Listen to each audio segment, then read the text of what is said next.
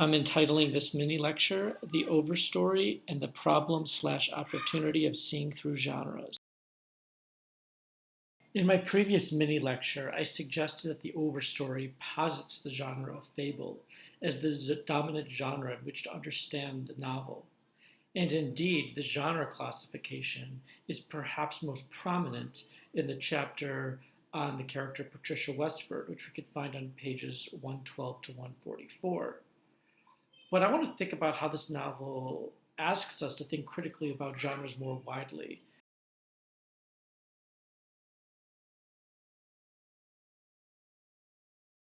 So I think it's worth thinking about what is a genre? What does genre even mean? And one way to define genre is that it's a way of organizing and processing the world, right? The genre of comedy sees the world one way, whereas the genre of tragedy sees the world a different way. And again, genre just demarcates that certain texts or practices share certain characteristics. So in the genre of comedy, we can anticipate that a movie, for example, in the genre of comedy is going to have a happy ending, whereas a movie in the genre of tragedy is going to end radically different. So genre prepares us for how we see the world, and it has, again, certain attributes that are shared across. Another way to make the same point is to say that genre is a paradigm in which to narrate history, which could lead us to ask what genre or genres are best for narrating the Anthropocene or Capitalocene, if you prefer that periodization. Or is a new genre necessary, right? Maybe a genre that hasn't been named yet. Or do we need to narrate beyond genre? Is the overstory creating its own genre in its very production? Every character is introduced to the prism of a different genre. While I'm going to suggest, or have suggested, that fable is the most prominent genre, each of these beginning chapters that introduce a different character introduces a new genre in which to think about social relations. So, for example, if we turn to page 73, in which we're introduced to the character of Douglas Pavlik, the first paragraph reads, quote, "The cops arrive on the landing of Douglas Pavlik's tiny efficiency in East Palo Alto just before breakfast. The actual police, a nice touch, which you might call realism," end quote. In the third sentence of this opening paragraph, the name of the genre is introduced, of realism. So not only is this chapter asking us to think about Douglas Pavlik, but also to think about the genre of realism, which should lead us to ask, what is realism? So to understand the genre of realism, you have to understand what preceded it historically, which is Romanticism. One of the most prominent ways to understand realism is as a critique of Romanticism. And Romanticism is a genre that idealizes social figures and social relations. So, for example, we can think about Romanticism idealizing or romanticizing women or cities or farm life.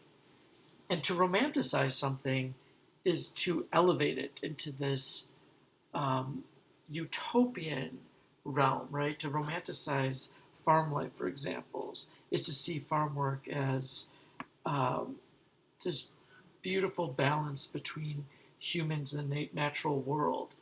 To romanticize something is not to see its complexities, its contradictions, its blemishes and warts.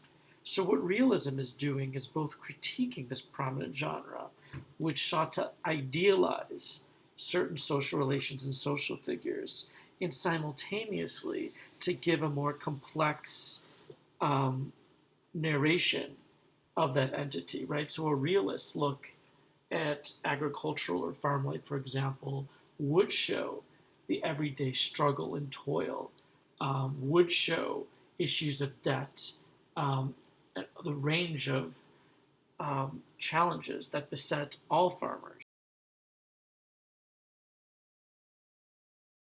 So I want to call attention to two moments that illustrate this process of realism in this chapter.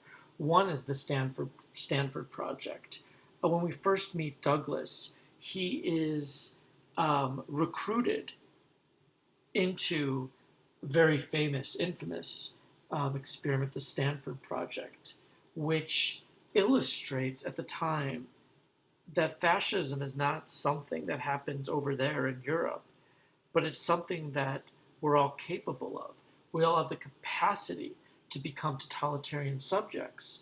So, in that sense, we could say this experiment is critiquing the ways that maybe America and Americans become romanticized, as if we're not capable of the fascist tendencies that have played out in Europe in the first half of the 20th century.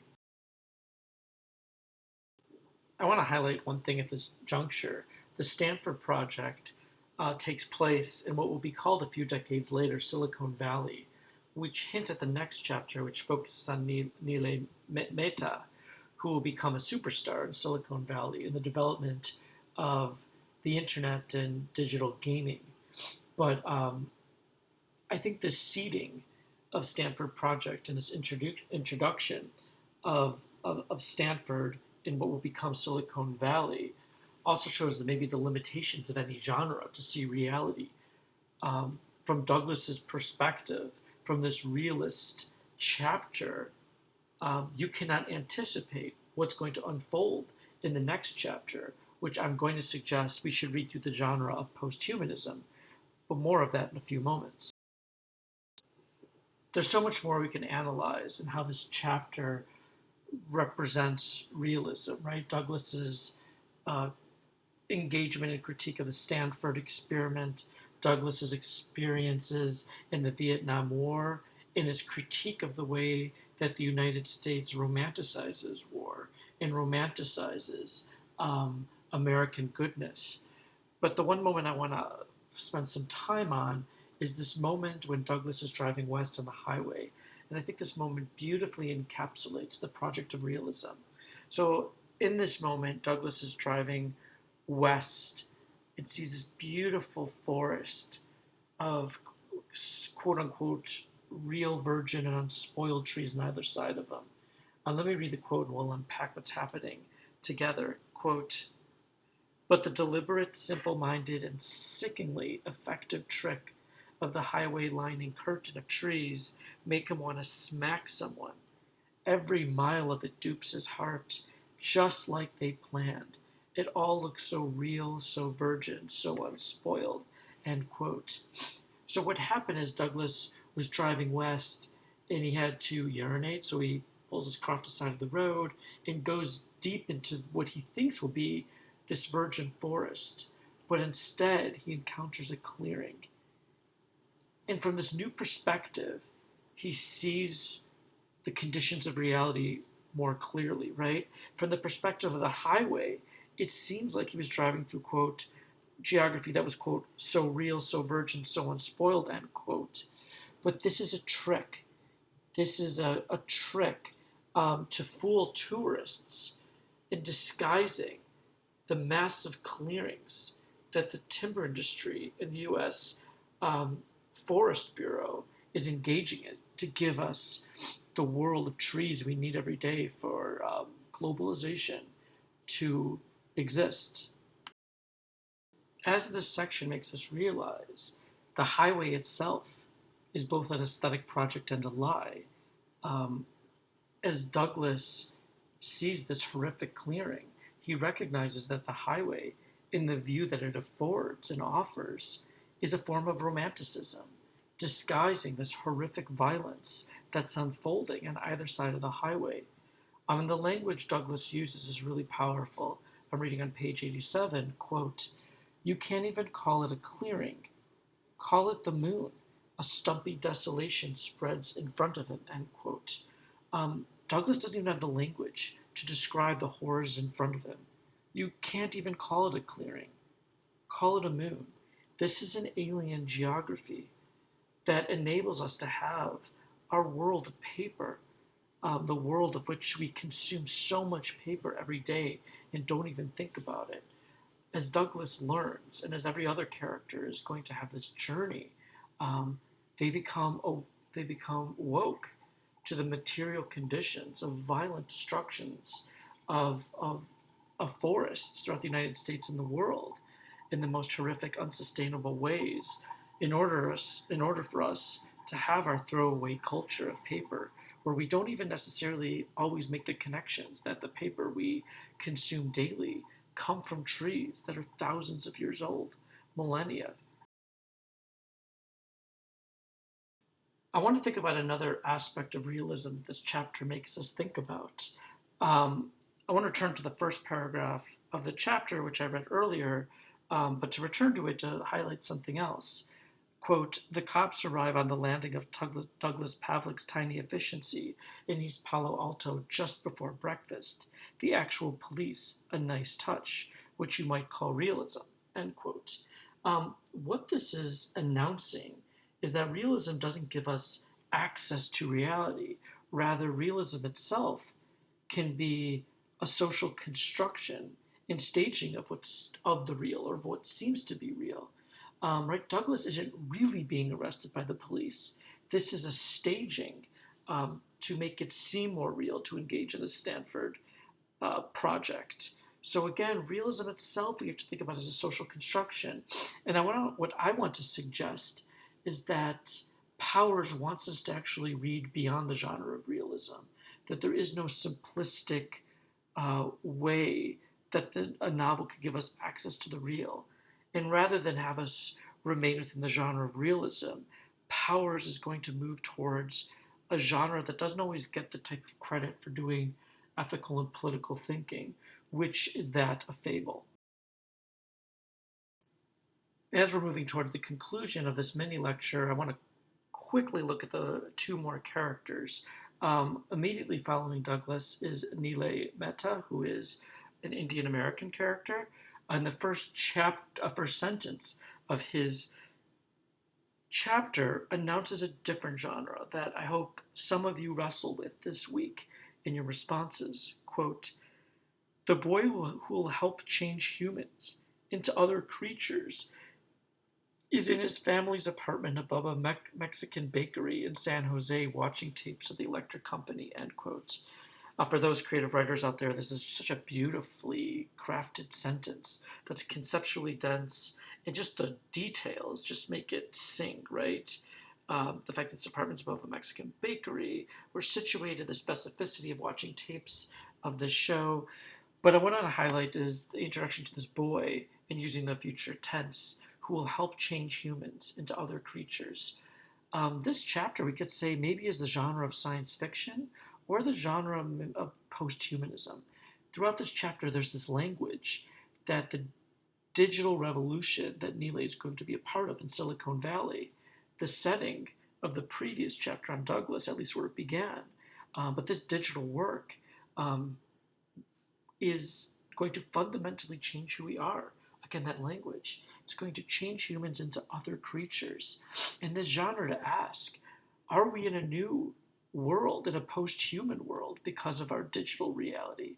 Is this a science fiction world? And again, I'm curious, those of us that want to think about this chapter deeply, I'd love to read your reflections on it. Again, we can ask, is this a genre that's announcing a type of post-humanism or science fiction? Are we in the world of science fiction? Is the world that we inhabit, which seems divorced from the material world of trees, right? As you read more about Nilay's chapters, it becomes even more of a innovator and a pioneer in this new landscape. He's going to be in a world of artificial trees, trees made by code, rather than the trees that only exist a few miles from Silicon Valley. But I want to conclude with Patricia Westford, which I said at the onset of this mini lecture, returns us to this genre that was introduced at the very beginning of this novel, which is that of fable.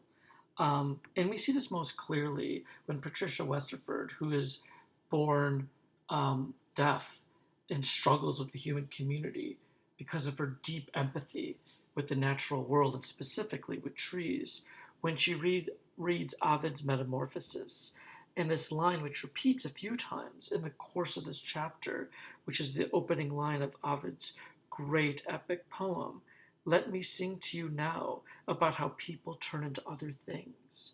And in this chapter, we see the language of fable throughout, and this idea of transformation, of this new type of song, of poetry, of how we turn into other things is so beautiful. And is, again, um, to recognize Ovid engaged in a fable and to think of the Overstory functioning as a contemporary form of fable, to think about transformation, um, how trees and humans share 25% of the DNA, as Patricia Westerford tells us when she becomes Professor Westerford, right? And this is her field of specialty, trees, and how trees are social creatures.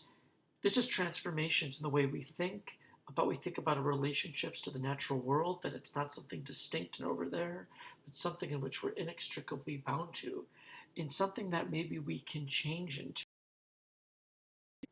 And I think it's of salient importance that it's in this chapter that's introducing fable at its most pronounced in Ovid, that all these characters' stories, that they merge, breaking this pattern of isolated chapters and characters. And if you turn to page 131 and 132, what seemed like isolated stories branch together and flow into each other. And this might be the beginning of a type of fable, this transformation, to break out of this larger genre of alienation, of isolated characters, and to think about the ways we could be committed into, or connected rather, into different forms of collectivities. Perhaps most importantly, as we read further in this novel, a political collectivity organized around activism to change human behavior towards trees, and an activism that seeks to protect the remaining trees that we have. So there's so much rich stuff to look at this week. Um, so many genres you could analyze if you want to analyze fable more. I'm going to add one more small bonus mini lecture if you're interested into thinking about how each of these individual characters get related to trees. If you want to hear one more talk about this. But again, I really look forward to reading your reflections for this week.